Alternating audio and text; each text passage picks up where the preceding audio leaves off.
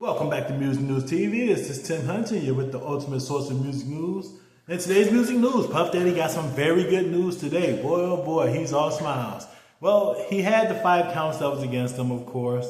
That was racketeering, 2 sex trafficking, one with Cassie, the other with Jane Doe, and the Mann Act with Cassie and Jane Doe. Well, they found him guilty of 2 of the 3. And that 2 of the 3 was actually for the same charge for both of them.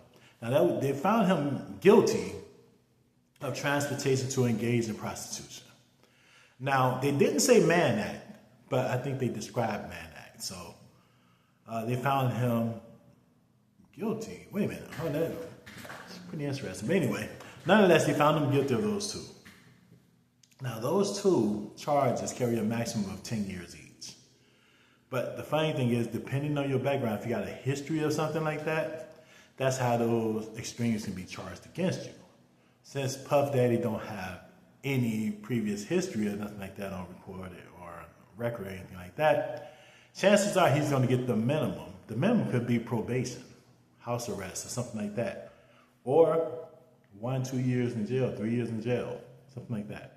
You see, so we should know about that hopefully today, if not within the next week or so, because there is going to have to be some determination there. I think they have to go through a particular protocol to make that particular decision.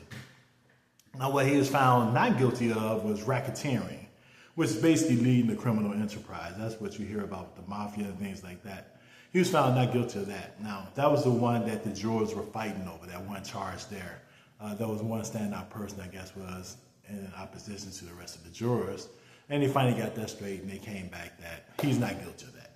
He's not guilty of sex trafficking on those other 2 charges as well. And that's mainly because it was consensual between Jane Doe and Cassie. So the funny thing is this. Of all the people that took the stand against him and things like that brought up charges against him, Cassie and Jane Doe were the only 2 that came down to his verdict. So I'm not sure how that worked. He must have got some very good lawyers, I tell you. But now this is the thing. This is the interesting thing. When all of this was read to him in the courtroom, Puffy hugged his lawyers. He was excited. And he turned around to his family and said, "I'm coming home, baby." Interesting, right?